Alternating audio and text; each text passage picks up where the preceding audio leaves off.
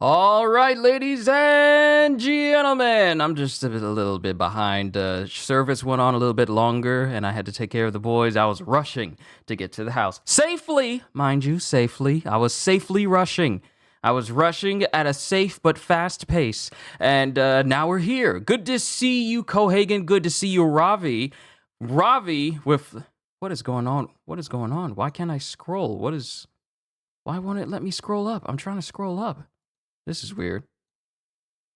Hold on, let me refresh my page here. It's weird, I can't scroll up on chat. It keeps going back down to the bottom. Ain't nothing wrong with my mouse, I know that much. Okay, now we're good. Now we're good.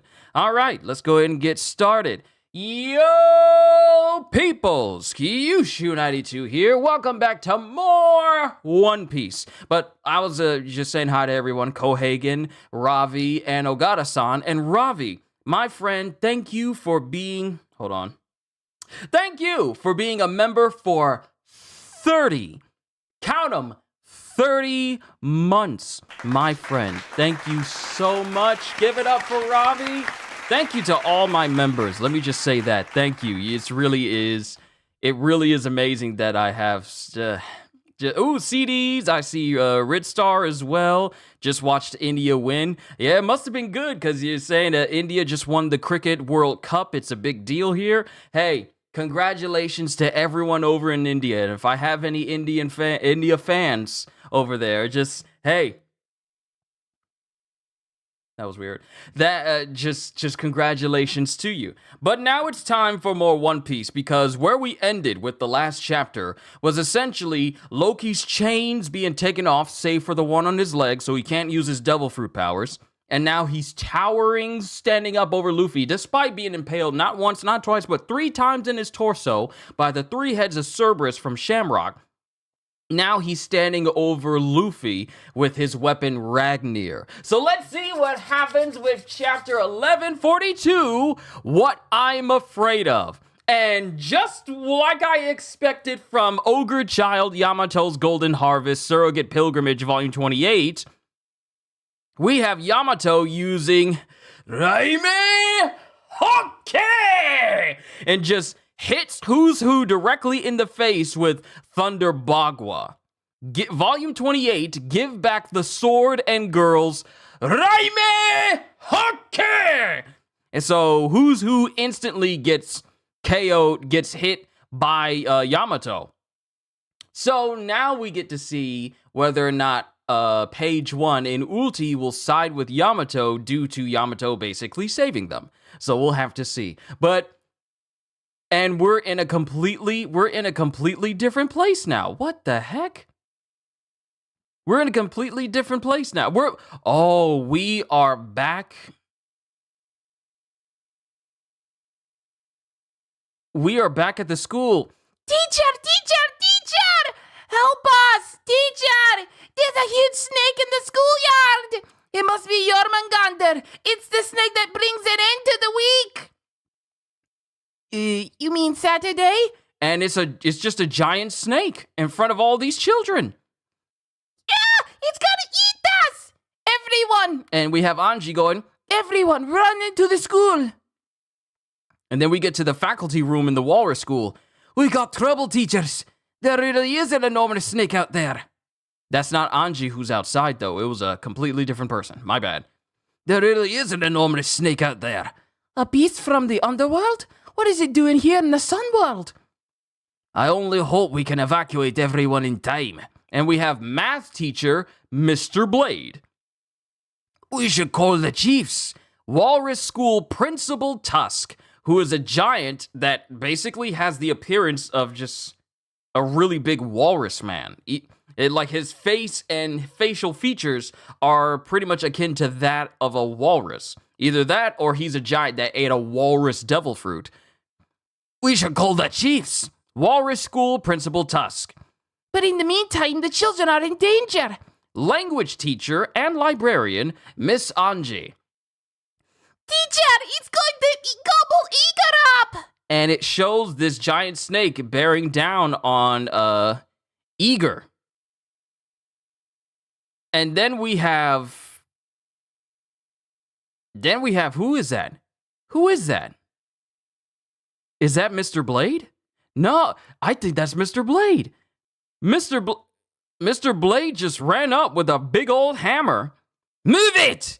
And takes a giant hammer. No, that's the principal. When have you ever seen a principal go out of his way to defend a student? I'm just gonna be real here. But we see Principal Tusk running up, going, move it! And he's got a big old hammer, and he just straight up wallops this giant snake directly in the face. And while that's going on, we get a top view as we see Saul running up going, sorry I'm late. Watch out, Tusk. Midterm. And Saul, using hockey. I shouldn't be surprised that Saul knows how to use a hockey, even since he's been in the Marines. Like, a great deal of Marines know how to use hockey. But he just jumps up in the air with his big old Popeye arm and goes, midterm. X-Slam!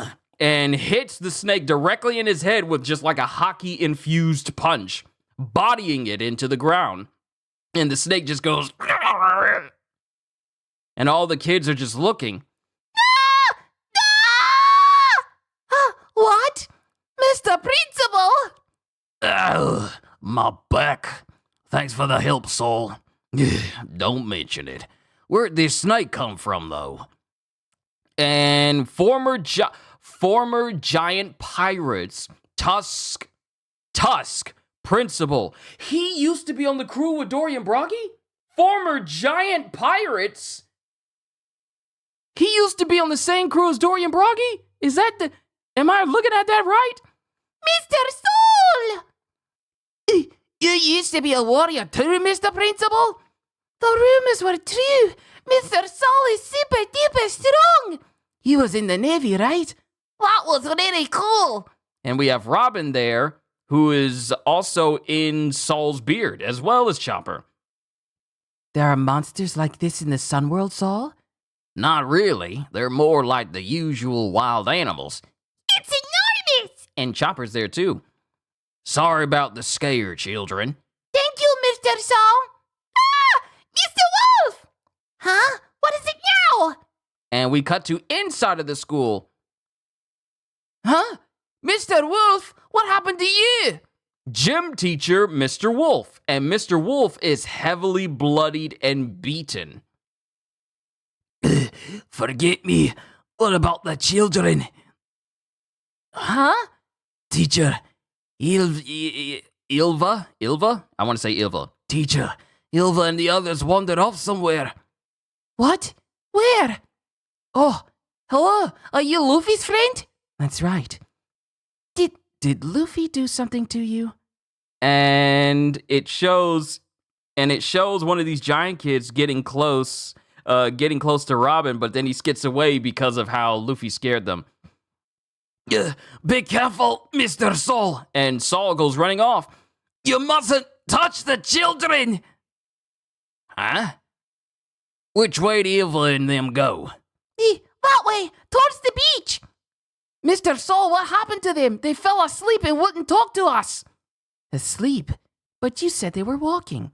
Yeah, they're all asleep and won't respond to us. All of the giant children. Some of them are sleepwalking. This has got to be a power from either Killingham or Somers. But they're all walking in one direction, and it shows an arrow pointing them where to go, which means that Gunko is playing a part in this as well. They're all asleep and won't respond to us. Come back! Where are you all going? Blow the horn! Warn the whole country! Not the whole country, Tusk. That's going overboard. This is an abnormal state of affairs, Soul. Look at the forest. Look at the forest. Look at the forest. And then Saul looks up at something, and all of a sudden,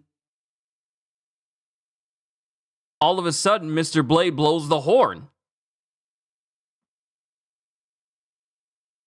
Mr. Blade blows a horn, and then Saul and whoa. what the heck is that? Because we see Saul and Robin and Chopper, and they're just going, What? There are more monsters there! where did they come from? See, abnormal, right? Mr. Principal! But in this panel, it shows like a giant bird. And what appears to be like some sort of gigantic wolf creature, but they're like in shadow from a distance. But they're absolutely colossal in size. Easily bigger than any other giants that are there. Mr. Principal, the children are passing out! Oh wait, this is Anji going, Mr. Principal, the children are passing out! "What? What's wrong, everyone? Hang in there! What now?"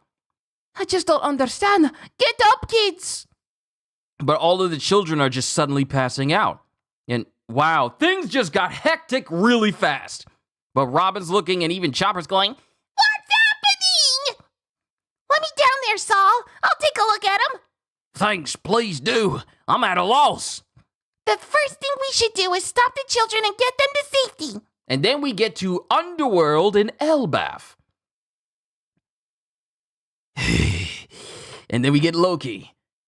"You thought that leaving one leg trapped in Sea Prism Stone would contain the true extent of my power? That was foolish of you. If you want to save Elbaf, undo the final cuff now. You'll soon see if I'm really helpless or not in this condition." Now, here's the thing. Harudin is ginormous. In comparison to Luffy and company, he's incredibly tall. But Loki is almost 3 times his size. Harudin comes up to Loki's knee. Think about that for a second. I'm out of my chair. Think about that for a second. Harudin comes up to Loki's knee. That's how big Loki is. I knew this Joker was big when Luffy was standing right next to his boot, and Luffy had the boot was 3 times Luffy's size. But seeing Loki standing and still a big is still like a couple of feet away from Harudin, Loki is gigantic. "Loki! Hey! What's his deal?" And we have Luffy and Sanji saying that respectively. "Better hurry up. If I keep landing blast, everything they'll... If I keep landing blast, and eventually they'll hit something. And the fires will spread. You know what Elbaf is susceptible to, don't you? I can bring it. I can bring you all to ruin. Stop it, Loki!" And then Loki takes his hammer and hits the side of Elbaf. He hits the side of Elbaf, and there's a large rumble sound. And when he does, a dark... This is really Mjolnir. This is really Mjolnir. He hits Elbaf itself. And there's a flash. And when that happens, dark cloud starts to form up above. And then it causes a bolt of lightning to just basically hit in the direction of where Loki hit his hammer. He just hits the tree and then lightning comes down. And then it immediately sets fire to one of the branches of I was about to say Yggdrasil. One of the branches of Elbaf. "Was that thunder? There's fire on the south side of the island, Chief Jarl. Did you hear a horn too? Anything but fire, we must put it out." Then we get back to the Walrus School. There's so much. The Walrus School. Mr. Saul, Mr. Principal, I recognize those monsters. "You do, Miss Angie?" It was earlier today. Look, and then we go back in time. Loki has a huge hammer, and he destroys the world. No, he doesn't. The one who destroys the world is Nika. And it shows the kids drawing a picture of Nika. Look! Ew, he's scary. No, look, Loki is scarier. No way. Obviously, the scariest thing of all is Fenrir, the giant wolf. Fenrir. Fenrir! Fenrir! Fenrir's been mentioned! Don't stand on your desk, children. It's ghosts. It's the undead Draugr. Storms. Nidhogger. Then lightning dragon. Jormungandr. My mom. Is everybody finished? And then one child goes, Teacher, if I have to think of so many scary things, I'm gonna have a nightmare tonight. and then Anji talks to Ilva, one of the children that started sleepwalking away from the school. Sorry, Ilva. I'm happy to see so much personality and creativity in all these drawings and essays, though. You've all got so much imagination and expression. Then we get back into present day. And then it cuts to Anji, Anji, not Hanji, but Anji, as she goes, All of those things are what the children drew based on the prompt of what they were afraid of. well, that's ridiculous. These things are a vision of the world that terrifies. These things are a vision of a world. Are a vision of the world that terrifies the children most. And in the distance, it shows that all of these things that these children are afraid of have become very real monsters that are just all over the forest of Elbaf. So Jormungandr, everything the kid, ghosts, undead Draugr, even an evil-looking Nika, and even an evil-looking Loki. All of these things have been basically created. All these things that these children fear are now over the landscape. And then we cut back into the trees. And we cut to Killingham, not Willingham. But we cut to Killingham, who goes, Okay, we're all ready to... And he falls asleep. Hey, good job there, Killingham. The time limit is until the children reach the ship. Do you think you can get them back? And Somers is laughing because he's still sitting in his chair. This is Killingham. This is Killingham.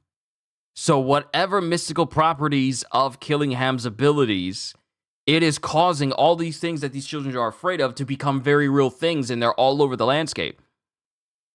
Tad, the time limit is until the kids reach the ship. Do you think you can get them back? To know love is to wound another.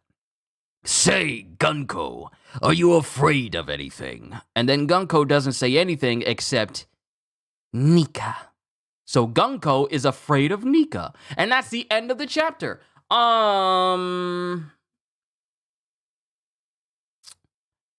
Okay. All right. That was a chapter.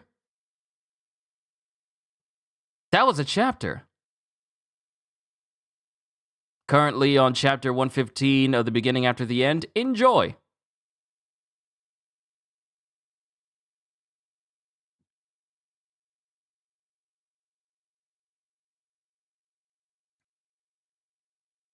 It was weird how it was skipping there at the beginning and it didn't even catch up to me. Sorry about that. Killingham has powers like Freddy Krueger, yet Loki is about to get blamed for this. Let me see what you all have said. Let me see. Greetings, fellow peoples. Good to see you, Ozzy and CDs as well. It's good to see the both of you. Let's see. Skip, good to see you as well. I know one principal, that principal from Lean On Me. The only principal I know who did something like that was Crazy Joe Clark from the movie Lean On Me. Okay. Y'all seen it too. Yeah, let's free this guy, Luffy. Where's my mom? I don't see my mom. I don't see anyone's mom in there. But then again, underneath the speech bubble that terrifies the children the most, you can see a face that's underneath there. So that could be a monster version of that one kid's mom right there. That could be the case. So, real quick, and you know how we do here. One, the children are being led away through sleepwalking. thanks to Killingham. So I'm going to pull this up and we're going to read like the whole chapter itself if we got like a synopsis. Yes, we got a whole synopsis. Hooray! Okay. Let me just get this set up. This thing is so annoying. No, I don't care about any Best Buy ads. Okay. And move that stupid video off of there. Long summary. The children at Walrus School start calling the teachers for help as a giant snake called Jormungandr has appeared and has started tearing up the school. The math teacher, Blade, tells the teachers in the faculty room that a giant snake supposedly from the underworld has somehow appeared in the sun world. The school's principal, Kiba, or Walrus, says they need to call the chiefs, but Anji asks who will protect the children in the meantime. Kiba ends up running out and attacking the Jormungandr with his hammer, while Saul runs along a branch above the beast and delivers the finishing blow with, I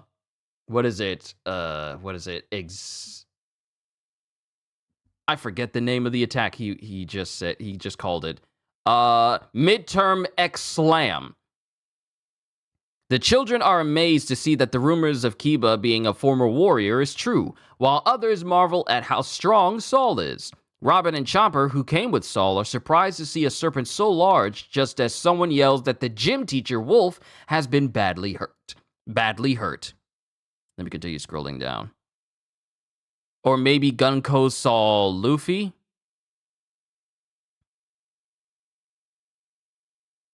Maybe Gunko saw Luffy? Maybe. Let me continue. Robin and Chopper, who came with Saul, are surprised to see a serpent so large, just as someone yells that the gym teacher, Wolf, has been badly hurt. Why wouldn't it just stay caught up with it? It's weird. This thing's acting weird today. They ask Wolf what happened to him, but he is more concerned about the children. That's a good teacher. While the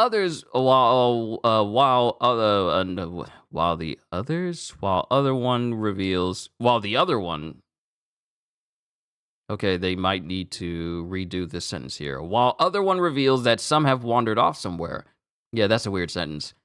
Saul starts running after the children, but Wolf warns him not to touch them as he learns they are heading to the beach. But for some reason, they are all sleepwalking, following one of Gunko's arrows.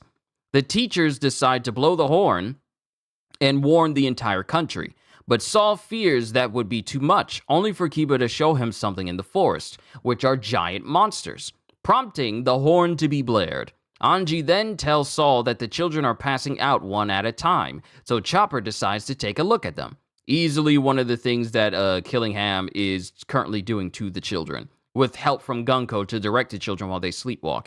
In the underworld, Loki tells the Straw Hats that just because they left one sea stone shackle attached to him doesn't mean he is without power. He threatens them to undo the last shackle, or he will destroy Elbaf. To demonstrate his power, Loki hits the tree with Ragnir, bringing down a lightning bolt that starts a fire on the south side of the island. The giants partying are informed of this and immediately move to extinguish the fire. Back at the Walrus School, Anji tells Saul she recognizes the monsters they saw. Earlier today, she gave the children an assignment to draw what they fear the most. Some children drew Loki because they fear he will destroy the world, while others drew Nika for the same reason.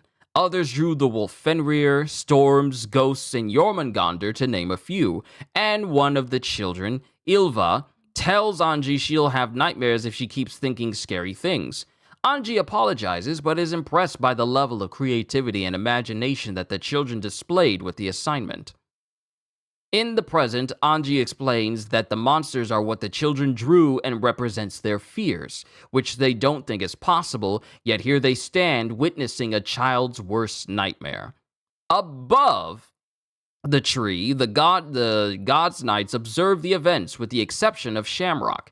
Killingham, who was somehow responsible for creating the creatures, says the time limit for them existing is the amount of time it will take for the kids to reach the ship, and he asks if the others will find out the truth by then.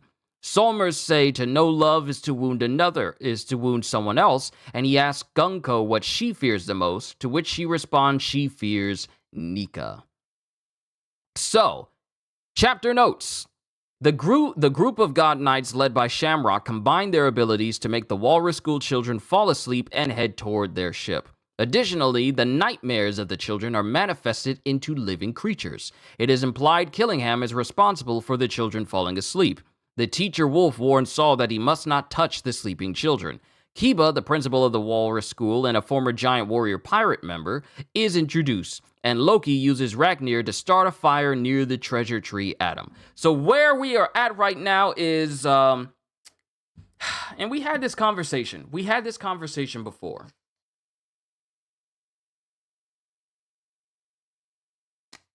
It doesn't take long for chaos to happen whenever the Straw Hats show up in a brand new country. It doesn't take long. And no more than them trying to have fun partying, Luffy, in all of his naivety. I'm not going to say he's an idiot, but I'm going to say he is a very naive person. He's incredibly naive. Loki is now partially free. For the most part, he can stand up and move around. And he can use his weapon, which he uses to basically set fire to Elbaf. No more than just a couple, just a day hasn't even passed. A day hasn't even passed in Elbaf. And children are being kidnapped. The south side of Elbaf is on fire. Loki, after 6 years of being imprisoned, is now free enough where he can actually do some stuff to the country. And I'm like, y'all really can't go anywhere without something getting jacked up. Y'all have never gone anywhere and it's been smooth sailing. Ever. Every single place the Straw Hats go to, some sort of ruckus always erupts. They can't be quiet. They can't have just a quiet day. And it's all because of their captain. Their captain is so naive. I know something about Shanks. Oh, you do? Well, let's go get the key to free you then. This dude is so naive. This is your king of the pirates, everybody. This is the person that wields the power of absolute freedom, and he's so naive that he's willing to let people who are convicted of crimes against an entire nation, he's willing to let them go on the prospects of, do you know anything about Shanks? I lied. Well, I'm gonna beat you up. Not before I set fire to half of this country. And all Luffy will be able to think about is like, let me just beat him up and that'll make everything fine. Meanwhile, ignoring the fact that half the country has been set on fire. And I'm not going to say half the country, literally. I just mean you just set fire to the whole place. But still, they're like a friend you can't take nowhere without causing something to happen. Exactly. I think these monsters are nightmares of only those who are asleep. He can't create their fear if they are not asleep. Is this your king? It's really like that. But also, Skip does bring up a good point. So does the caveat of Killingham's devil fruit powers require that the children remain asleep? Because the time limit of these monsters only lasts until they get the kids to the ship, which means that the kids will probably wake up when they get there.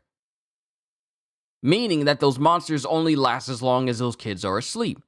So, that is a good point. Seems like Killingham has a nightmare fruit, and he can even separate his soul from his body like Brook. If you're talking about the same panel where it looks like he's speaking, saying like, okay, we're all ready to go, and he falls asleep, that is literally just a drawn representation of him falling asleep in the middle of a sentence. That's not him separating his body from himself. That is literally just a visual representation of him of him just basically falling asleep mid-sentence, if that's what you're referencing. But Killingham, because here's the thing, if it's the nightmare fruit, then what does that say about his own appearance? What does that say about his own appearance? If it's a nightmare fruit, then what does that say about his clearly Zoan appearance? Loki said, if you want to save Elbaf, free me. I think Loki wants to stop the God Knights. I'm pretty sure he has a massive vendetta against the people that, killed his own animal friends and also left him to die. By stabbing him in the chest. However, Loki seems to be the type of person that is petty. Incredibly petty. Sorry, kind of blind back there. You're fine. Don't worry about it. Loki comes off as that type of individual who's petty enough to say, like, you think releasing these chains off of me, but only keeping one on just restricts my power? And he slammed. And the thing is, one thing I was paying attention to when he hit the side of Elbaf is the fact that I originally thought that he hit the Elbaf itself, and it caused the whole tree to shake, because then it would be kind of ridiculous that he's just so strong he could cause the entire country to shake. But no, he just basically can summon lightning just by slamming his hammer into the tree itself. So it makes me wonder, what exactly is his hammer? So which animal looks like Dragon or Keating can control dreams? So we looked up what a Keating could do.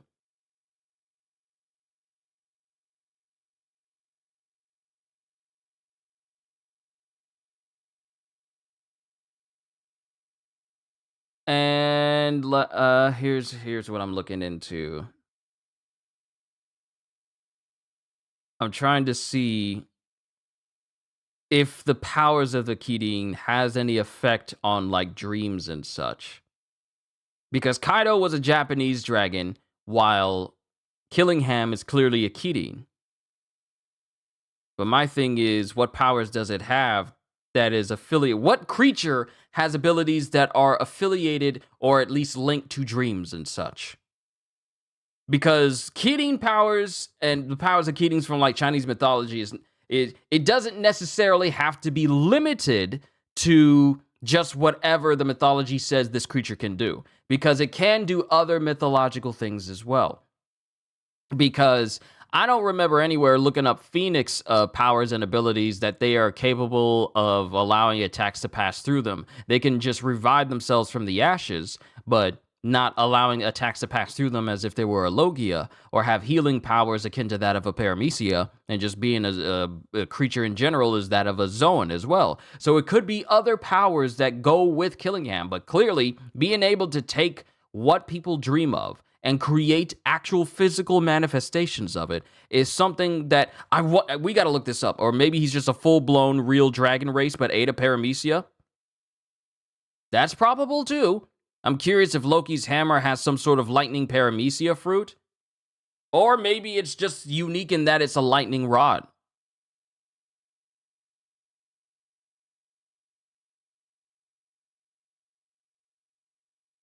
So let me pull this up. Let's see. Abilities. Ragnir appears to be a fearsome weapon in Loki's hands, as evidenced by Harodine's apprehension at seeing a freed Loki grab hold of it. Notably, and through unknown means, we don't know if this is part of a devil fruit or is because of unique properties of the hammer itself, the hammer allows Loki to summon lightning by striking a chosen surface with the hammer. He can make thunderclouds immediately form in the skies above and send down large lightning bolts to hit the struck location. The lightning may offer the added advantage of starting large fires wherever it strikes, which is a particularly dangerous prospect on Elbaf, whose weakness due to the massive tree atom, the treasure tree atom, are lightning and fire.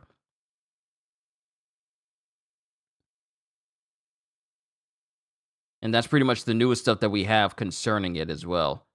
So maybe it's a devil fruit that can summon lightning down. Or maybe it's just it's maybe like a actual lightning rod hammer. Maybe it's one of those things. I think Loki is going to wake up those children by smashing the tree. If he's strong enough to shake the entire tree and shake the kids awake, it could help. But I'm still on Killingham though. He can take the dreams and nightmares that you have and cause them to become real things while you're sleeping. So another mythological thing that I want to attribute to Killingham is possibly his ability to, while he's creating these things, the person stays asleep. When he creates this is just my assumption. When he's creating these nightmares and manifestations from people's heads, from people's dreams and nightmares, they are essentially stuck asleep while he's manipulating them. That's what I'm assuming here. Because as soon as he says the time limit is as long as until the kids get to the ship, that's probably around when the kids will wake up, and then he won't be able to use their nightmares anymore. And Sommer's power seems like it's related to love based on what he said this chapter, or he's just yapping random. I want to say he's yapping random, because the only people we've actively seen some abilities for is heavily implied for Killingham, due to his own words, and Gunko, who's using her arrows to physically direct the children while they're sleepwalking. But we haven't seen... Actually, you know what? Hold on. Why the gym teacher said don't touch the children and how he got beaten up. So here's my thing. What if Killingham's abilities allows him to manipulate the person who is sleeping, not only causing their nightmares to become something that is physical, but also can directly influence them through their dreams?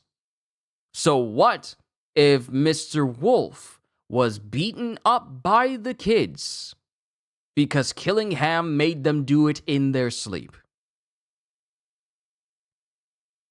Because none of the God Knights are down there. However, he said don't touch the children. So now it pops into my head, if you touch them, you fall asleep too. That would make sense due to all the other kids who are all in a row and they're all asleep, because the first instinct for a kid is if they see another kid asleep, they try to wake them up by, jostling them a little bit. Instinctively, kids will go over and try and shake you in order for you to wake up because they don't know any better. So when that happens, other kids see those other kids asleep and they start touching them and they try to wake them up, but they fall asleep as well. And it starts a domino effect, leading to many of these children who have different aspects of different nightmares to all fall asleep, giving Killingham more ammunition to use. So if you touch them, you fall asleep. And whatever you dream, nightmare specifically, that becomes something that Killingham can just set loose in the world.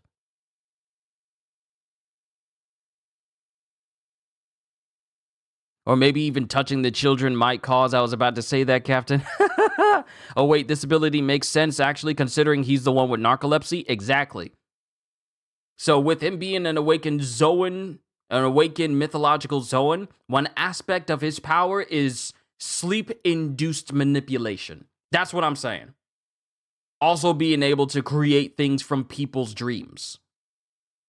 That seems like a mystical power if I ever heard one.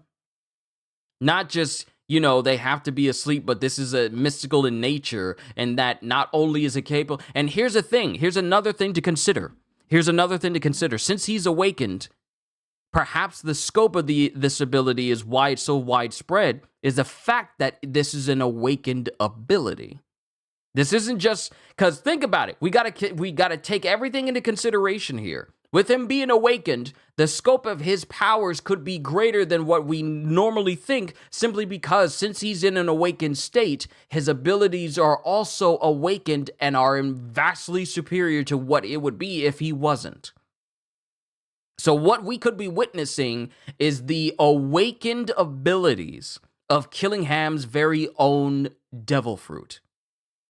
And that's the reason why they're so widespread. The giant snake Jormungandr that showed up, the Fenris wolf, the Stormcloud, someone's mom, Loki, Nika, all of these different monsters and creatures. They're at the level that they're at, and we see them at that level simply because this is an awakened ability. That's my thing. It's like a plague, touch, sleep, have an entire army of nightmare creatures. Exactly. Imagine what Killingham could do if he induced an entire army to go to sleep. And then he would take all of their nightmares and create very own, basically monsters of his own, which could be of various sizes due to the fact that all of these monsters and nightmares that are in the real world now are so tall, they tower over everything in Elbaf. Salmers looks like a swordsman. I think he has different abilities. We don't even know if Salmers has devil fruit powers. We still need to keep an eye on him. He has a sword, but we don't know if he has devil fruit powers quite yet. I would not be surprised if every member of the Holy Knights, save for Shamrock, has actual devil fruit powers. Or their weapons have devil fruits in them. Because it doesn't necessarily have to be limited to Shamrock. But that's just me just throwing out possibles. I'm very close to Caesar right now. I gotta get a... Yeah. Hate that. So I wouldn't be surprised if the rest of the Holy Knights all have devil fruit powers. We're still missing some Holy Knights from the regular crew, though. Because remember, there was a woman with long hair in that group from the God Valley incident. And there was some tall dude that had like this skeletal appearance with some sort of weird bony headpiece on as well. So we don't know if they're still in the group or else. I noticed the God Knight's powers focus a lot in long range. They really don't like to touch people. It seems that way because with Gunko, her arrow abilities, her arrow fruit makes it so that she can form gauntlets so that she doesn't have to physically touch anybody or do anything of that nature. Make it so that she never has to touch the ground due to her making arrow birds. Shamrock doesn't even have to get his own hands dirty because he has a devil fruit infused sword that has a full-on 3-headed Cerberus inside, so it can handle, fighting with swords for him. The heads literally can become swords. So Shamrock doesn't have to get his hands dirty. Killingham, he can induce sleep in people from a far distance because they're all the way in the top of the trees. They're all the way in the top of the trees, and he can induce people to sleep, manipulate their dreams, and make their dreams reality, and he doesn't have to touch them either. So yeah, you are right. A lot of the Holy Knights have abilities that can be used long range without them ever being close to their target or anyone else because, we're celestial dragons. We don't need to touch, breathe, or be in the same vicinity as those who are beneath us. Why do you think Gunko is afraid of Nika? I wouldn't be surprised if Nika is told in the same vein as like the D will gobble you up, when it gets told to children in Marijois. Another thing that comes to mind is the fact that Gunko and her arrows gives her a great deal of control over basically anything she uses her arrows on, such as manipulating people, breaking their bones, whatever. It gives her a lot of control for herself and over those she uses it on.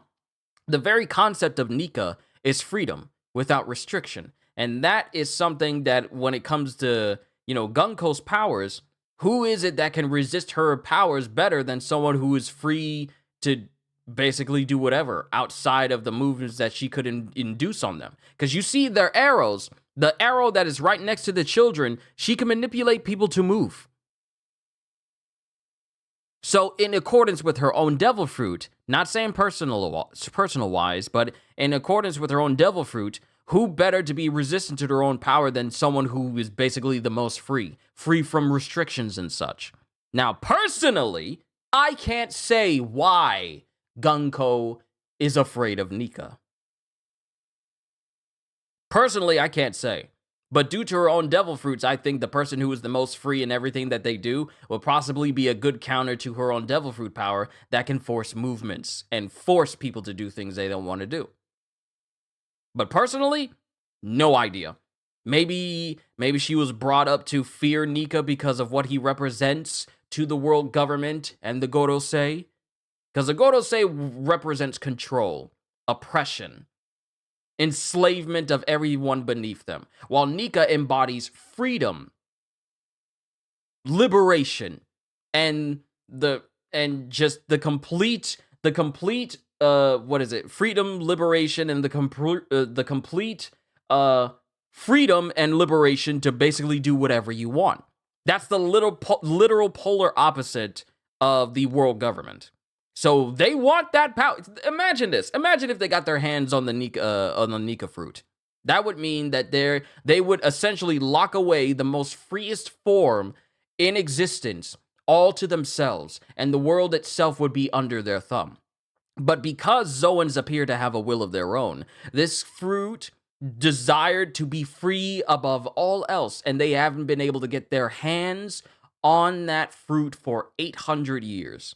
And every single time they've tried, some warrior of liberation has always cropped up and has kept that fruit away from them and has used that fruit against them and have basically been a symbol of freedom and liberation that they absolutely feel the most desire to stamp out.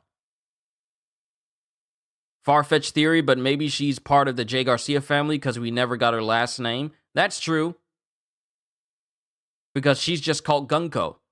Well, celestial children been taught to be afraid of the D and Nika. If you're not good, D will eat you. Yep, that's what I said earlier. Maybe they speak of Nika in the same vein as the D will gobble you up. That's what I said earlier. Man, I want to see other God Knight powers. These are some unique abilities. I know, aren't they? And here's the thing, we've only seen 2 people with 2 potential Devil Fruit powers. We don't know the name of Killingham's yet. As soon as we find out what type of mythical Zoan he is, then we can start to contabulate. I know that's not the right word to use. We can start to contabulate exactly what he can do, and maybe even find out different things he can do outside of the norm of the particular mythical Zoan that he is. Gunko, these are some unique abilities. Using arrows to not only manipulate how people can move, but also use it as a form of clothing for yourself. My bet is she's not even part of the Celestial Dragons. She looks too normal. Bro, she's wearing a Speedo, she's not wearing pants, and she has a mask covering her face, and she has 2 different color eyes. Somers, I mean, he looks like, what is that, he kind of reminds me of Pomsky in head shape. I'm just saying, even though he's related to Jupiter. But we don't know. I'm pretty sure we'll get more conversations with the Holy Knights as the story progresses. And not Holster, but I think it was Cohagen that said that we are apparently going on break from this chapter. We've known God Knights do recruit outside of Celestial family. Shamrock tried to recruit Loki. Yeah, that is true. Doesn't necessarily mean it, because for Gunko, it doesn't necessarily mean that she's actually a Celestial Dragon because she doesn't have a saint name. We just see Gunko. The same, sorry, corner eye, itchy, can't resist, must resist. I hate it when the eye still gets, hate it when the eye gets, all itchy. What's your thought on some people are thinking that she is Koala from the Revolutionary Army? That's funny. Seriously? They think it's Koala in disguise? The most revered and most exclusive group in all the Celestial Dragons. Even more secure than Stussy infiltrating CP0. And people think that it's secretly Koala who's found her way in their ranks? That would mean Koala is a better infiltration agent than Stussy, which I find improbable. So yes, aha! I laugh at that theory. Still the most normal out of them? Yeah, I feel that was implied when she was furious at Loki when he refused to join the Gods Knights. But yeah, we'll see. We'll have to see. But what we have now is Loki has so let's just go through all the things that's happening right now.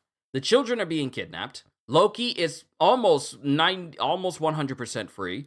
He immediately sets fire to Elbaf by bringing down lightning on the very nation itself, which the nation is weak to. Lightning and fire, both of that just happened. We literally just had a chapter last week that just talked about the weakness of Elbaf, and the next chapter we get, which is today's chapter, shows just how powerful that is. Because now we got a ginormous even though we see the fire in the panel, we see the fire starting in Elbaf. The fire is already large. We see Aures Castle on one side, but on the south side is immediately set fire, and there's tons of branches over there. We don't know if there's villages there. We don't know what's there. But that happened. And now Loki's demanding to be fully freed so he can save Elbaf. Now, whether or not he really is going to move for the safety of Elbaf, or if he's just saying this so he can be freed, demanding that he be freed, because you know he sees himself as he sees himself as the sun god. Or was that Road when he was pretending to be the sun god? He sees himself as above basically everyone. And given his stature, he really is above everyone. Height-wise. So it remains to be seen just where we're going to end up with Loki at the end of this arc. Whether he's going to be an ally, or if he's going to be someone that needs to be re-imprisoned once again. Or at least until we get to that part of the mural where all races are fighting against Imu and basically the rest of the Celestial Dragons. But we're going on break, so we're going to have to think about that for like a whole week. Wow, now that I realize it, when we come out of break, it'll be my birthday, because my birthday is on the 23rd. So when we come out of this break, the next chapter we get will be on my birthday. So that will definitely be a birthday stream for One Piece that day. Ooh! Next chapter, they walk the kids down and get blocked by Loki fire, and they fight Loki, and Gunko might fight Luffy. Should be... There's a lot to think about concerning this chapter. There's a lot to think about. And since we're going to go on break, now we need to think about, okay, 1, does Loki have a devil fruit inside of his hammer? Which will be the first time we see something other than, you know, a cannon or a sword have a devil fruit inside. It'll basically just be a big old hammer this time. What are Loki's intentions? Is he going to try and make a beeline for the Holy Knights? How are they going to stop the kids? And in doing so, run afoul of Somers, Gunko, and Killingham? And what about the giants who are partying right now, who realize that part of their country has been set on fire? There's so much going on right now. We have now entered into the chaos part of the arc, because every arc has a chaos portion where things are just going out of control, just going completely crazy, and now we have started the chaos. Harudin is as tall as one of Loki's legs. I knew he was going to be massive, but I didn't think he'd be that massive. Look, Halster, you showed up late. I said that Harudin comes up to Loki's knee. And if I remember correctly, Harudin is how tall? Give me a sec. Harudin. Okay. Harudin is approximately 72 feet tall. 72 feet and 2 inches to be exact. Loki is 3 times his size. That's how big Loki is. That's a big joker. I wonder if they got Loki's actual height.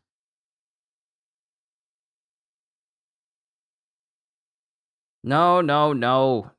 Not trying to hit the word prince. Trying to go to Loki's actual height. And it doesn't say, but he's easily towers. Yeah. Let's see. Loki is a very large giant believed to be the size of Oars. So if we go to Oars' size, Oars was 219 feet tall. 219 feet tall. That's how large Loki is roughly. That's a big dude. Now, my question is, how big is San Juan Wolf?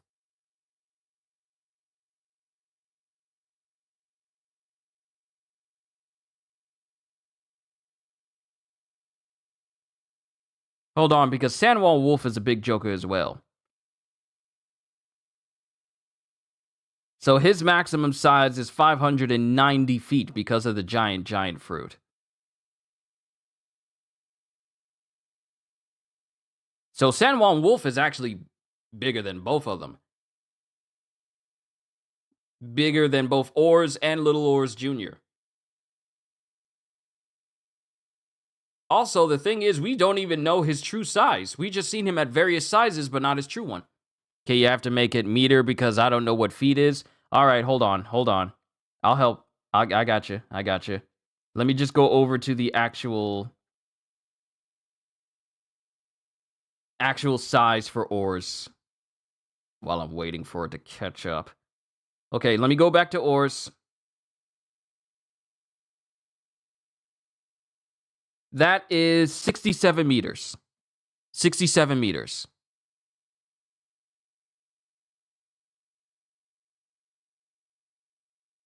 Yeah, 67 meters. So Loki is roughly around the same size as Oars is. And San Juan Wolf,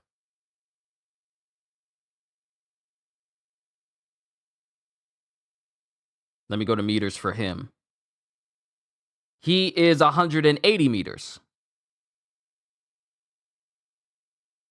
Or at least reach up to 180 meters. So Loki is already massive. He's already massive. And he has a giant hammer that is equal in size, meaning that Loki's hammer is bigger than most giants. San Juan Wolf is about the same height of the Burj Khalifa. Correction, the size of a 30-story building. Thanks. No problem, subject. Good thing they have this on the side because not everyone uses feet as measurements. A lot of people use meters as well, so I don't want to leave you guys out.